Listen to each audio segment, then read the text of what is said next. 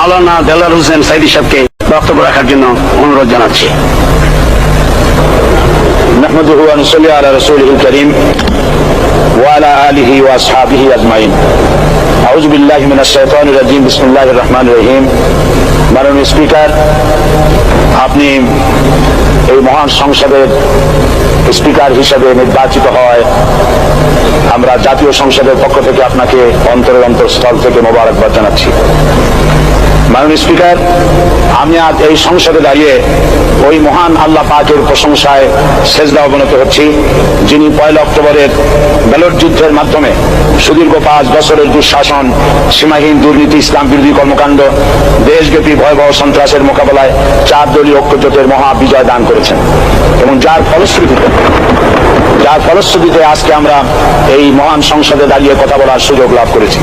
মাননীয় স্পিকার, আপনার মাধ্যমে আমি আমার অন্তরের অন্তঃস্থল থেকে দেশবাসীকে ধন্যবাদ জানাই।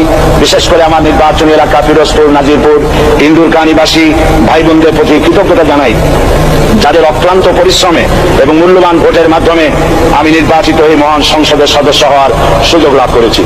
মাননীয় স্পিকার, বাংলাদেশের 13 কোটি মানুষকে যারা পরিচালনা করবেন, আজকে তারাই এই মহান সংসদে বসে আছেন।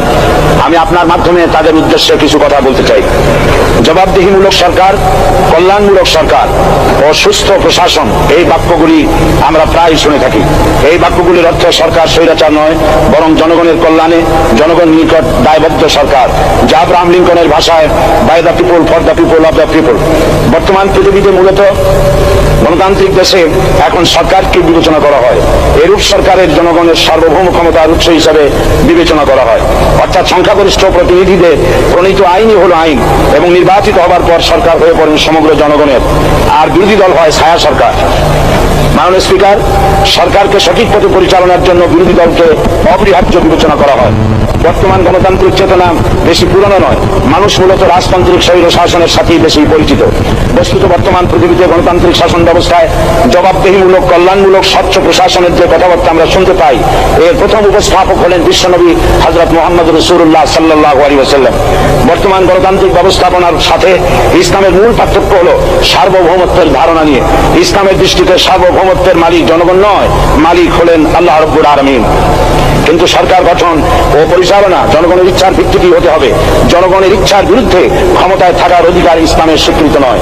মাননীয় স্পিকার, সাধারণত লক্ষ্য করা যায় সরকার, সরকারি কর্মকর্তা ও কর্মচারীবৃন্দ জনগণের উপর নানাভাবে জুলুম, নির্যাতন বা শোষণ করে থাকে। জনগণের খাদেম না হয়ে তারা হয়ে পড়েন জনগণের প্রভু, তারা জনগণের সম্পদকে তসরুপ করে। এই অবস্থা থেকে মুক্ত করার জন্য রাসূল কারীম সাল্লাল্লাহু আলাইহি ওয়াসাল্লাম সরকারি কর্মকর্তা ও কর্মচারীদের মধ্যে তীব্র দায়িত্ব অনুভূতি জাগ্রত করে তিনি বলেন, ঘুষ দাতা ও গৃহীতা উভয় জাহান্নামী। নবী করিম সাল্লাল্লাহু আলাইহি ওয়াসাল্লাম আরো বলেছেন, আমরা যদি কাউকে কোনো রাষ্ট্রীয় দায়িত্ব প্রদান করি, তখন সেই ব্যক্তি তার ব্যক্তিগত কাজ যতটা নিষ্ঠা ও আন্তরিকতার সাথে পালন করে, রাষ্ট্রীয় দায়িত্ব যদি সেভাবে পালন না করে, তবে কিয়ামতের দিন তাকে উল্টো করে জাহান্নামে নিক্ষেপ করা হবে। রাষ্ট্রীয় সম্পদ তসরুপের ব্যাপারে কঠোর হুঁশিয়ারি উচ্চারণ করে বিশ্বনবী মুহাম্মদ রাসূলুল্লাহ সাল্লাল্লাহু আলাইহি ওয়াসাল্লাম বলেছেন, রাষ্ট্রীয় দায়িত্ব পালনকারী কেউ যদি এক টুকরা সুতা বা তার চেয়েও ক্ষুদ্র কোনো জিনিস খেয়ানত করে, তবে কিয়ামতের দিন খেয়ানতের বোঝা মাথায় করে তাকে উঠতে হবে। মাননীয় স্পিকার, আল্লাহ রাসূল যে সরকার ব্যবস্থা প্রতিষ্ঠা করেছিলেন, তা সত্যিকার অর্থে ছিল জনকল্যাণমূলক সরকার। তার সরকারের দায়িত্ব পালনকারী ব্যক্তিবর্গের মধ্যে চরম দায়িত্ব অনুভূতি জাগ্রত করে দেওয়া হয়েছিল। এটা সম্ভব হয়েছিল কেবলমাত্র আখিরাতের তীব্র বিশ্বাস ও মহান আল্লাহর দরবারে জবাবদিহিতার অনুভূতির মাধ্যমে। মানুষের নিকট জবাবদিহিতা পাশ কাটিয়ে যাওয়া যায়, কিন্তু আল্লাহর নিকট জবাবদিহিতা পাশ কাটানোর কোনো সুযোগ নেই। মাননীয় স্পিকার, নবী করিম সাল্লাল্লাহু আলাইহি ওয়াসাল্লামের সরকার ব্যবস্থাপনায় সবাই যেমন আইনের দৃষ্টিতে সমান অধিকার ভোগ করেছে, ঠিক তেমনি ভাবে রাষ্ট্রের নাগরিক হিসাবে সবারই মৌলিক চাহিদাসমূহ পূরণ হয়েছে। ঋণগ্রস্ত, এতিম, অসহায় জনগণ রাষ্ট্রীয় তহবিল থেকে সহযোগিতা লাভ করেছে। মূলত এটা জনকল্যাণমূলক সরকারের ধারণা বিশ্ববাসী তখনই প্রথম অবলোকন করে। মাননীয় স্পিকার, নবী করিম সাল্লাল্লাহু আলাইহি ওয়াসাল্লাম সরকারি কর্মকর্তাদের বিরুদ্ধে কোনো অভিযোগ পেলে তখনই ব্যবস্থা গ্রহণ করতেন। আইনের চোখে সবাই সমান এবং এ কারণেই শাসকদের আত্মীয় স্বজন কারো পক্ষে সম্ভব ছিল না জনগণের উপরে জুলুম করা। খলিফা ওমর রাদিয়াল্লাহু তাআলা আনহুর এক ছেলে অপরাধী প্রমাণিত হলে সে দণ্ডভোগ থেকে রেহাই পায়নি, এমনকি এতে তার মৃত্যুদণ্ড হয়েছিল। আবার খলিফা নিজেকে আইনের ঊর্ধ্বে মনে করতেন না, তাই বর্ম চুরির ঘটনা আলী রাদিয়াল্লাহু তাআলা আনহু কাজীর দরবারে সাধারণ ফরিয়াদির মতো উপস্থিত হন। নিজের ছেলে ও চাকরের সাক্ষী যথেষ্ট না হয় কাজী খলিফার বিপক্ষে রায় দেন।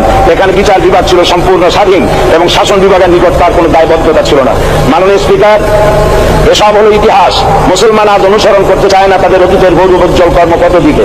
সে এখন কাফির মুশরিকদের কিরানক স্বার্থ পূজারী আখেরাতের জবাবদিহিতা শূন্য বাগাড়ম্বর এক জাতি। মাননীয় স্পিকার, যে জাতির এক পূর্বসূরি মাথায় আকার বোঝা বহন করে নিয়ে চললেন আর বলে গেলেন মানুষ কেন ফোরাতের কুলে যদি একটি কুকুরও না খেয়ে মারা যায়, তবে এই ওমর রাদিয়াল্লাহু তাআলা আনহুকে কিয়ামতের দিন আল্লাহর দরবারে জবাবদিহি করতে হবে। আর আজ সেই জাতির দায়িত্বশীলরা জনগণকে অভুক্ত রেখে তাদের মুখের গ্রাসে ভাত বসায়। জনগণ তাদের নিকট উপস্থিত হলে মনে হয় যেন গোলাম প্রভুর দরবারে উপস্থিত হয়েছে, আর অহেতুক উৎকোচ দাবি করে তাদের উপর জুলুম করছে। আর আল্লাহ পাক জালিমকে কখনোই পছন্দ করেন না।